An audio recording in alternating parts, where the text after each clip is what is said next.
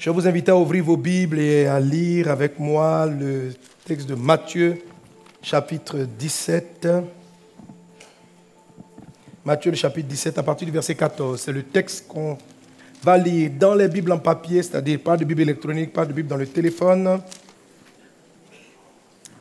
Et on va le lire tous ensemble. Et le texte ne sera pas non plus affiché sur les écrans. On va se tenir debout, par respect pour la parole du Seigneur.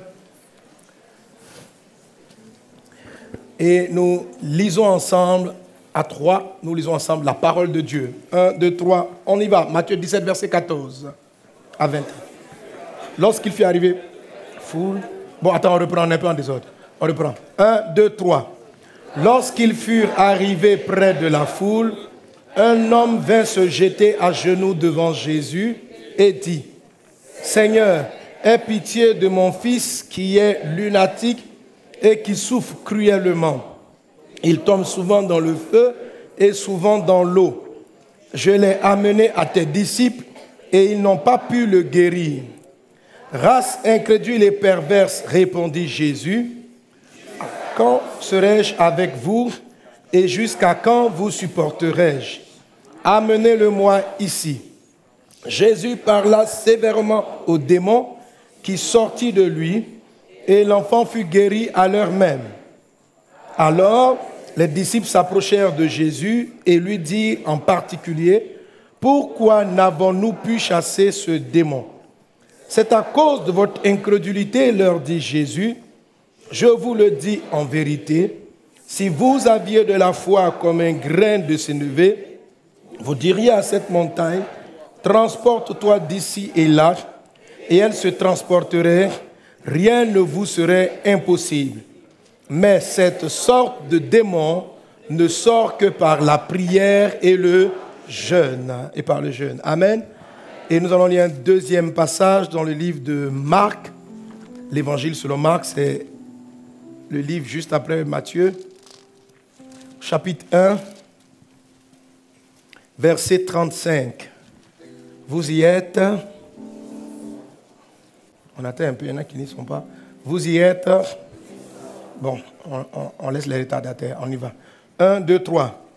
Vers le matin, pendant qu'il faisait encore très sombre, il se leva et sortit pour aller dans un lieu désert où il pria. Simon et ceux qui étaient avec lui se mirent à sa recherche. Et quand ils l'eurent trouvé, il lui dit, « Tous te cherchent. » Il leur répondit, « Allons ailleurs dans les bourgades voisines, afin que j'y prêche aussi, car c'est pour cela que je suis sorti. » Et il alla prêcher dans les synagogues par toute la Galilée, et il chassa les démons. Amen. Amen. Quelqu'un donne un bon amen à Jésus. Amen. On acclame la parole du Seigneur tout en se rasseyant. Alléluia. Alléluia. Amen. Donc, comme je disais tantôt, nous sommes toujours dans notre série d'enseignements, la prière qui produit la surabondance ou la prière de l'épouse. Il s'agit de nous apprendre à prier sur le modèle de la prière de Jésus. Alléluia. Alléluia. Et cette prière, ce modèle de prière de Jésus dans le livre de Matthieu chapitre 6, à partir du verset 9, Jésus donne un ensemble de secrets dans la prière et il dit ceci, quand tu pries, entre dans ta chambre, ferme la porte. Et la chambre, c'est ce qu'on appelle le lieu secret. C'est un état de pensée intérieure dans lequel tu dois être. Et après cela, quand tu rentres dans cette dimension-là, elle est très simple, facile, c'est juste être concentré en esprit. Amen. Et puis après, tu dois parler à Dieu comme étant ton Père. Pour parler à Dieu comme étant ton Père, tu dois être né de nouveau. Jésus doit être dans ton cœur comme ton Seigneur et ton Sauveur. S'il n'est pas dans ton cœur, que tu l'appelles ton papa, il n'est pas ton papa, mais il va te répondre parce qu'il est un bon Dieu. Amen. Mais s'il est ton Père parce que tu as donné ta vie à Christ, Jésus dans ton cœur, tu as encore plus de certitude d'être exaucé. Et le simple fait de déclarer « mon Père » te guérit intérieurement de beaucoup de choses, permet de l'orientation dans ta vie, ça résout tous tes problèmes, tout ce qui peut être difficulté d'identité, tout ça. Et cette pensée dite de manière récurrente, comme le Saint-Esprit t'aide aussi, par des soupirs inexprimables. Et il crie en l'intérieur de toi « Père, Père, Père, Abba, Père ». Tout ce travail de la simple phase « mon Père » est quand vous dites tous les jours « mon Père » dans la prière, ça vous guérit, ça vous restaure, ça vous transforme. Et ça vous donne une forme d'assurance d'exaucement parce que Dieu est votre papa. Alléluia. Donc c'est un travail à faire, pas une fois, mais régulièrement. Donc mon Père qui est dans le ciel. Donc Jésus nous demande de penser à ça parce que ça vous ouvre déjà les grandes portes de l'exaucement. Après cela, il dit de dire que ton nom soit sanctifié. Bien sûr, il dit d'abord que ton Père est dans le ciel. Ça veut dire papa au-dessus de tout. Après quoi, il dit de dire que ton nom soit sanctifié. Amen. Donc chaque phase de prière, vous pouvez rester du temps dans la prière là-dessus. Vous-même priez même 2 heures là-dessus et puis aller à la maison sans continuer les autres parties de la prière, tout simplement parce que chacune des phases contribue à une part de réponse, à une part de l'exaucement de vos besoins. Dieu sait déjà de quoi vous avez besoin. Vous n'avez pas besoin même de prier pour lui dire je veux voyager, je veux manger. Il le sait déjà. Si vous êtes dans la bonne attitude, même sans avoir dit je veux voyager, le voyage va se mettre en place. Amen. Parce qu'en tant que papa, il peut te prendre en charge tout simplement. Alléluia. Mais ça ne veut pas dire qu'il ne faut pas le demander. Ça veut dire qu'il faut savoir simplement respecter les étapes. Donc, mon Père qui est dans le ciel, que ton nom soit sanctifié. En ce moment précis, vos pensées, quand vous priez, vous devez penser. Vous devez orienter vos pensées dans ce que vous dites. Vous orientez vos pensées cette fois-ci vers la personne du nom de Jésus. Cette partie de la prière va protéger votre prière. En fait, Dieu est en trois. Dieu le Père, Dieu le Fils, Dieu le Saint-Esprit. Quand vous priez, vous dites « Mon Père qui est dans le ciel », vous parlez de la position de Dieu. Vous parlez à Dieu le Père. Quand vous dites « Que ton nom soit sanctifié », vous parlez du Christ en tant qu'intermédiaire entre vous qui êtes sur la terre et Dieu qui est au ciel. Donc le Christ n'est autre que Dieu le Fils. C'est le même Dieu. Mais là maintenant, Dieu se révèle à vous où Dieu prend la position d'être votre protecteur. En tant que, quand vous dites que le nom du Seigneur soit sanctifié, c'est comme si le sang de Jésus vient vous protéger et les démons qui veulent entraver le miracle qui quitte le ciel pour arriver sur la terre ne peuvent pas s'approcher de vous parce que vous êtes justifiés, parce que le nom est sanctifié sur vous, parce que vous êtes protégés, parce qu'au nom de Jésus, les démons se prosternent. Donc, les malédictions n'arrivent plus à réclamer, donc à réduire la capacité d'exaucement de votre prière. C'est ce qui fait que ce que vous allez demander va arriver en surabondance sur la terre. Amen. Et vous continuez à prier, donc que ton nom soit sanctifié, que ton règne vienne. Et à cette étape-là, c'est là que nous sommes dans le que ton règne vienne. Quelqu'un dit avec moi, que ton règne vienne. En fait, cette phase, qui est la troisième phase de la prière, a 2 étapes. Que ton règne vienne, que ton nom soit sanctifié. Non, pardon. Que ton règne vienne, que ta volonté soit faite sur la terre comme au ciel. Amen. C'est la troisième phase de la prière. La troisième phase, en ce moment-là, vous devez penser à être rempli du Saint-Esprit. OK? Quand vous dites que ton nom soit sanctifié, vous pensez à être protégé par Jésus. Vous pensez à, mon Dieu, je m'approche de toi à cause de l'œuvre de Christ à la croix. Tout ça, c'est à genoux en prière ou en marchant en priant. Que ton nom soit sanctifié, que ton nom soit sanctifié. Quand tu dis ça comme ça, tous les démons sont en train de tomber. Que ton nom soit sanctifié, que ton nom soit sanctifié. Toutes les réclamations sont en train de tomber. Que ton nom soit sanctifié, que ton nom soit sanctifié. Alléluia. Alléluia. Amen. Vous demandez 1 million à Dieu. Père, mon Père qui est dans le ciel, tu n'as même pas encore dit je veux les 1 million. Père, tu es élevé au-dessus de tout. L'or et l'argent t'appartiennent. Ça, c'est mon Père qui est dans le ciel. OK? Et puis après, que ton nom soit sanctifié. C'est la partie, le nom de Jésus est élevé au-dessus de tout nom. Le nom de Jésus, vous pouvez dire ça. Hein? Dans la phase que ton nom soit sanctifié, simplement là. Ton nom est grand. Ton nom est grand. Vous vous attardez sur le nom de Jésus. Et pendant que vous dites son nom, en son nom, tout genou fléchit. Donc les démons autour de vous commencent à tomber. Si vous ne faites pas ça, ils vont rentrer dans votre demande. Vous demandez 1 million, mais ils vont venir. Ah, elle ne peut pas avoir 1 million. La dernière fois, là, sa petite soeur lui a demandé l'argent. Elle lui a donné la moitié. Dieu aussi, il faut couper la moitié. Donc, tu demandes 1 million. Si tu n'as pas fait que ton nom soit sanctifié, on enlève 500 000 francs là-dedans. Après, on dit, ah, la dernière fois, il y avait un enfant qui avait des problèmes sur la route. Elle n'a pas aidé. Donc, on diminue jusqu'à, tu as fini de demander 1 million. Ce qui arrive sur toi, 1000 francs CFA. Donc, ce n'est pas un bon truc, tu comprends? Quand tu fais la partie, que ton nom soit sanctifié là, tous les démons, les réclamations, tes erreurs, les péchés que tu as commis, les choses que tu n'as pas vues, tout ça, Dieu efface. C'est pourquoi ce que tu demandes, au moins tu es sûr que tu vas avoir, au moins ce que tu as demandé, mais comme on parle de surabondance, tu auras plus. Amen. Tout ce que Jésus te dit de dire là, c'est important. Mais il faut le penser. Alléluia. Donc que ton nom soit sanctifié. J'élève le nom de Jésus. Le nom de Jésus au-dessus de tout nom. Ça fait tomber toutes sortes de réclamations. Le sang de Christ te protège. Est-ce qu'on est ensemble? Est-ce qu'on est ensemble? Maintenant, dans cette partie-là, il y a 2 manières de le dire. Il y en a qui vont dire que ton nom soit sanctifié en ayant foi dans le nom de Jésus. Il y en a d'autres qui vont dire parce qu'ils sont amoureux du nom de Jésus. Ça fait la différence. Tout ça, c'est dans les pensées. Il y a ceux qui croient que le nom de Jésus est puissant, et puis il y a ceux qui sont les fans de Jésus. Alléluia. Alléluia. Alors ceux-là, leur prière est un peu différente. Tout le monde dit que ton nom soit sanctifié, mais un amoureux de Jésus, c'est quelqu'un qui veut que le nom de Jésus soit connu sur toute la terre. Ça, c'est ce qui vous amène dans ce qu'on appelle la prière de l'épouse. L'approche que vous avez du nom de Jésus. Ceux qui ont la foi, ça veut dire qu'ils croient que le nom de Jésus est puissant, seront protégés de tous les démons. Ceux qui, non seulement la foi, mais sont des amoureux du nom de Jésus. Quand tu es amoureux du nom de Jésus, tu veux que la gloire qui vient sur toi là ne soit pas pour toi seul, mais ce soit pour tout le monde. Amen. Là, Jésus dit à Pierre, si tu m'aimes, paie mes brebis. Donc tu ne penses pas à toi seul, tu commences à penser à tout le monde. Et puis tu veux que le nom de Jésus soit connu par tout le monde, que le nom de Jésus protège tout le monde. C'est ce sentiment-là qui t'anime pendant que tu dis que ton nom soit sanctifié. Et là, ça rend encore ta prière plus puissante et ça fait que Dieu te donne beaucoup plus de bonus. Donc tu avais demandé 1 million, mais en train de réfléchir comment faire pour t'envoyer 10 millions. Tu comprends?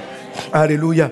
Or, si tu as simplement la foi va te donner 1 300 000. Amen. Mais si tu es amoureux du nom de Jésus, ça va être multiplié par tu es une épouse. Amen. Est-ce qu'on est ensemble? Donc, que ton nom soit sanctifié, que ton nom soit sanctifié. Et puis tu arrives à la partie que ton règne vienne.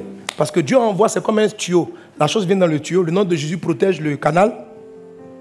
Et puis la chose arrive. Quand la chose arrive à toi, c'est toujours en esprit. Ton miracle doit maintenant s'installer en toi. Et puis, à partir de toi maintenant, exploser sur toute la terre. Ça doit devenir réel. Tant que tu n'es pas arrivé dans les parties que ton règne vienne, votre 1 million est en esprit. Or, on ne mange pas l'esprit. Tu ne peux pas payer ton loyer en esprit. Tu ne peux pas dire, frère, le gars qui vient, le propriétaire qui vient, j'ai vu un rêve. Dieu a dit qu'il me donnait les 1 million. Donc je te paye en esprit. Va et tu seras payé sur la route. Tu vois? On va te chercher de la maison. Donc, amen. Si tu t'arrêtes à cette étape-là, il faut savoir que tu as été exaucé dans le ciel, mais c'est une puissance que Dieu envoie pour aller disposer l'atmosphère pour que les 1 million, ou bien si tu as bien prié avec le nom de Jésus, les 10 millions qu'il veut t'envoyer. Amen. Moi, je vous ai dit, je suis à ce niveau-là. Quand je demande quelque chose à Dieu, j'obtiens 20 fois plus, 10 fois plus, tout ça. Donc, il faut me suivre là-dessus. Ça marche. Amen. En fait, moi, je ne demande plus l'argent. Alléluia. Amen. Alléluia. Amen. Amen. Amen. Tu es dans cette dimension au nom de Jésus. Mais tu ne peux pas écouter ce message et puis rester à ton même niveau. Tu es dedans à tout prix. Tu es dans cette dimension. Il n'y a rien à faire. Alléluia.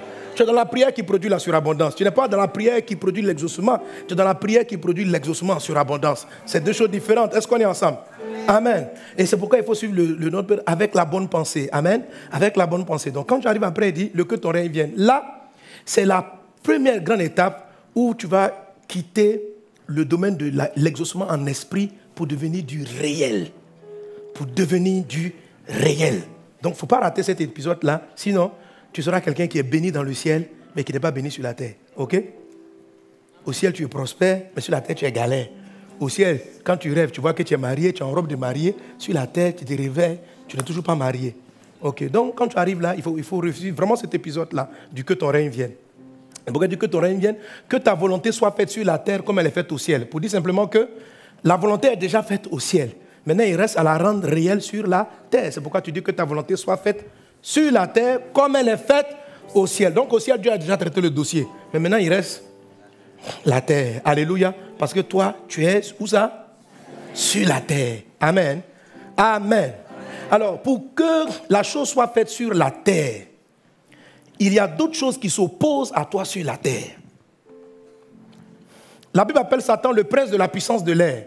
Ça veut dire l'atmosphère autour de toi est polluée par des démons qui s'opposent au mariage, à ta vie, à ton avancement, à ta promotion. En tout cas, il y a toutes sortes d'adversités sur la terre qui combattent. Est-ce qu'on est ensemble? Il y a d'autres esprits, les esprits qui sont dans les lieux élevés. Eux, ils essaient d'attraper ta prière pendant qu'elle descend dans le canal, ok? Et puis sur la terre, il y a les petits démons là. Ils sont remplis comme ça.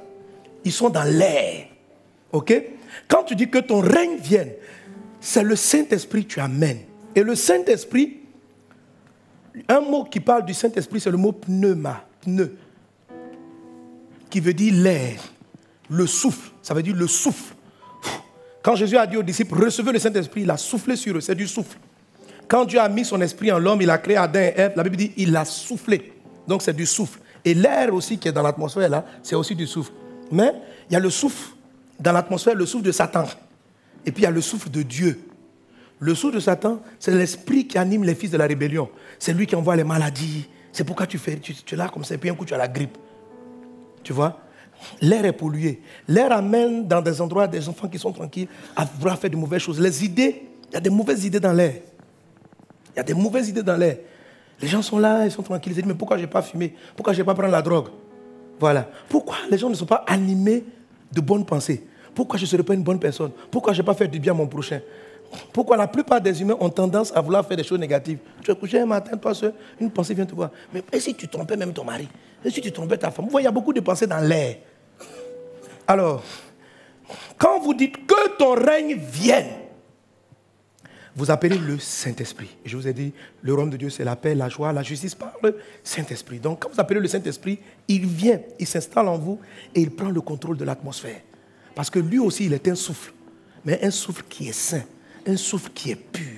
Et quand tu dis que ton règne vienne, il s'installe en toi. C'est ça qu'on a dit, le royaume de Dieu. Et il ne vient pas seulement avec de l'air, il vient avec de la puissance dunamis qui va exploser les démons sur la route. Jésus a dit, si c'est par le Saint-Esprit, Matthieu chapitre 10, verset 28, je crois, si c'est par le Saint-Esprit que je chasse les démons, c'est que le royaume de Dieu est venu.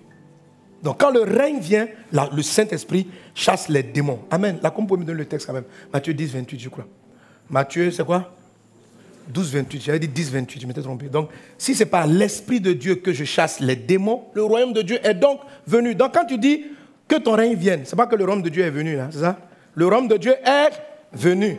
Donc, il dit, si je chasse les démons, c'est que le royaume de Dieu est venu. Donc, quand toi tu pries pour dire que ton règne vienne, ça veut dire que le royaume de Dieu doit venir. Quand il arrive, qu'est-ce qu'il fait? Il rentre dans l'air et puis il chasse les différents démons. Est-ce qu'on est ensemble? Pour que sa volonté qui est dans le ciel n'ait aucun obstacle sur la terre et qu'elle puisse s'accomplir sans problème sur la terre. Que cela soit ton partage dans le nom de Jésus. Que cela soit ton partage dans le nom de Jésus. Alléluia. Alléluia.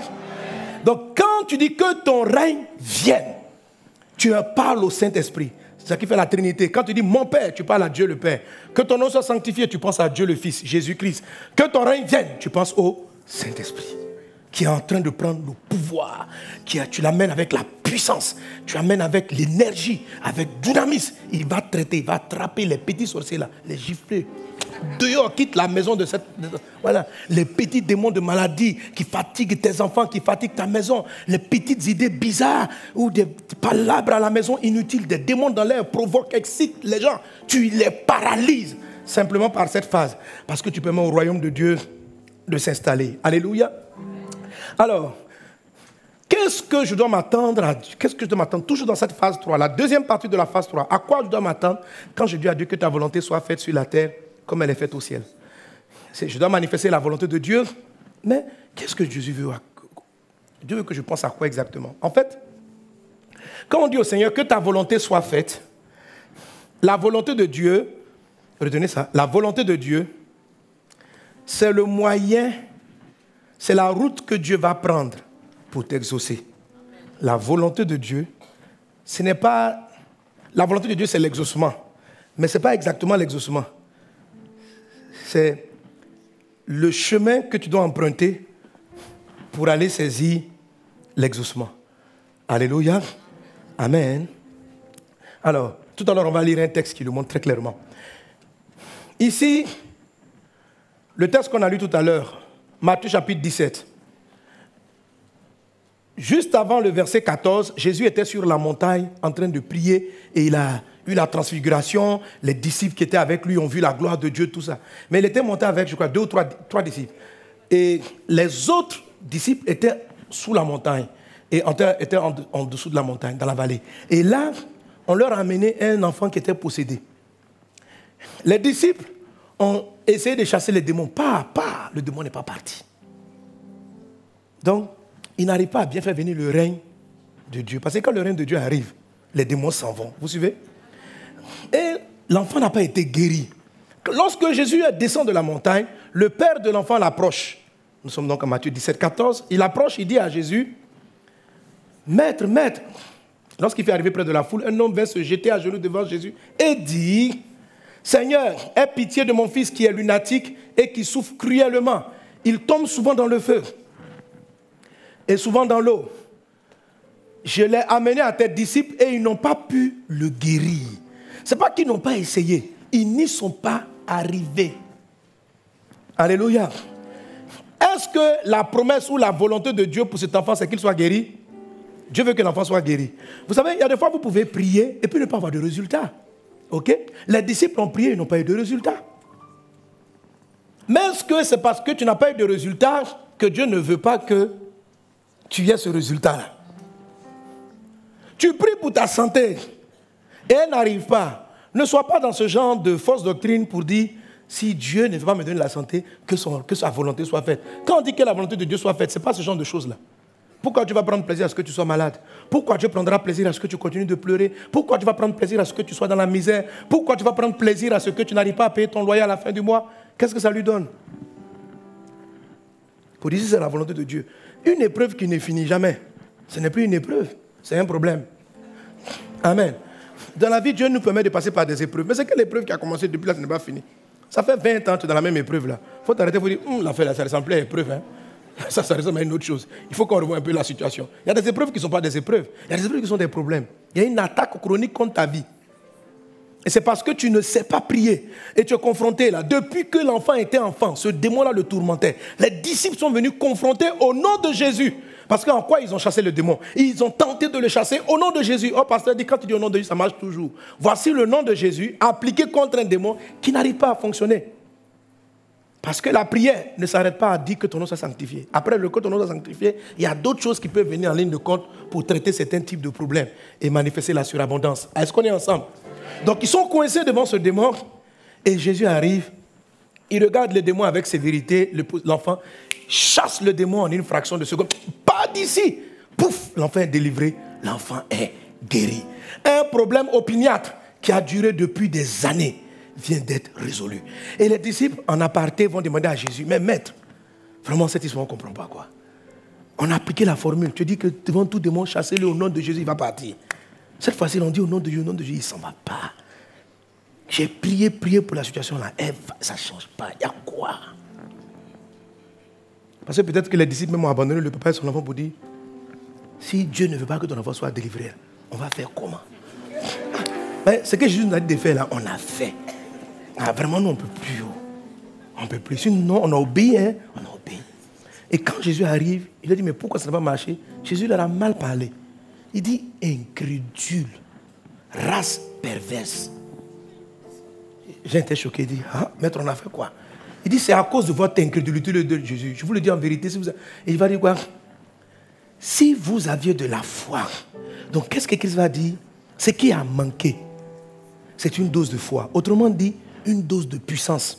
Dieu voulait que le démon parte, mais il n'y avait pas assez de puissance pour finaliser cet obstacle-là. Et voilà ce qu'il va dire. Si vous avez de la foi comme un grain de sénévé, vous direz à cette montagne, transporte-toi d'ici et là, rien ne vous serait impossible. Donc l'impossible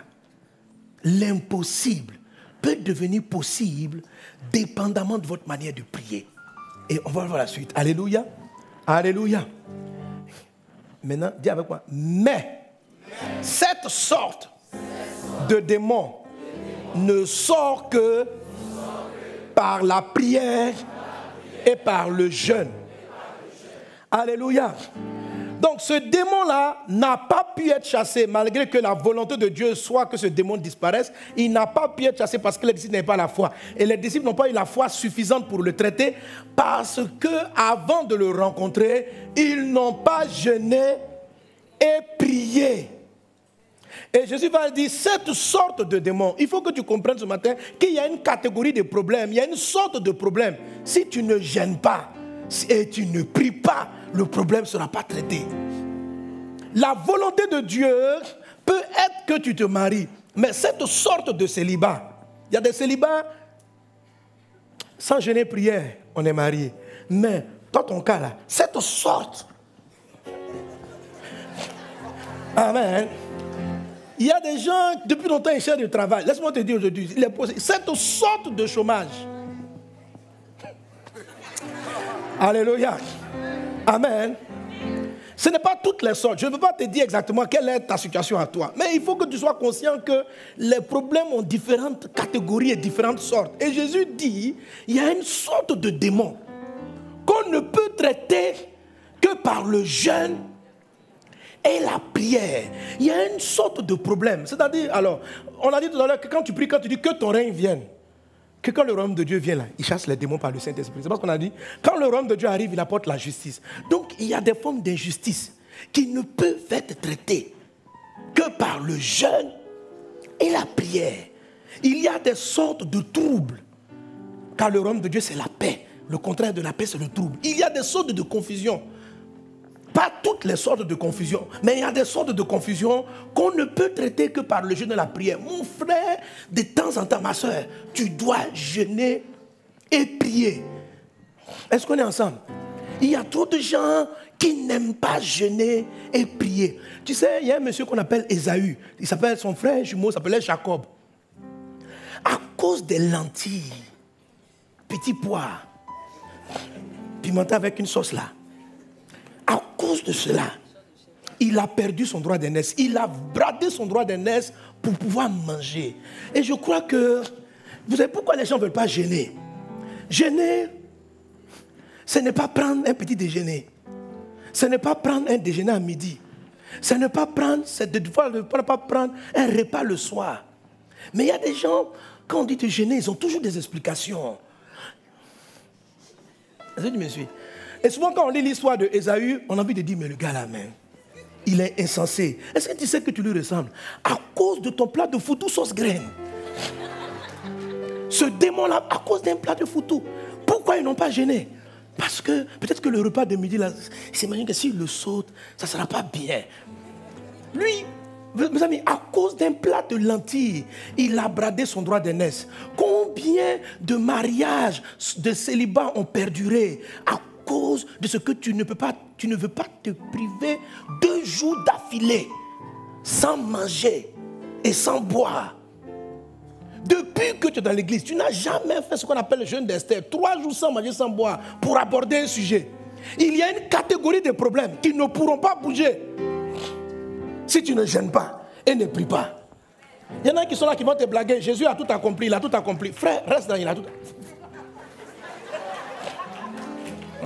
Il a tout accompli. Jésus a tout accompli. Jésus a tout accompli. Mais Jésus lui-même, avant de commencer le ministère, 40 jours de jeûne. Toi, qui es-tu? 40 jours de jeûne et de prière. Et il est sorti. Le Saint-Esprit est venu sur lui. Le règne de Dieu. Et c'est là qu'il a commencé à chercher les démons. Aucun problème ne lui résistait. Ah, moi, du temps, je peux jeûner, mais c'est vraiment le petit déjeuner. Quand je ne mange pas vers 12h30, j'ai mal de ce côté. J'ai mal de ce côté. Le démon, là. À cause de ce petit mal de côté, tu vas te priver du travail. À cause de ce petit mal de côté, tu vas laisser les conflits perdurer dans ton couple.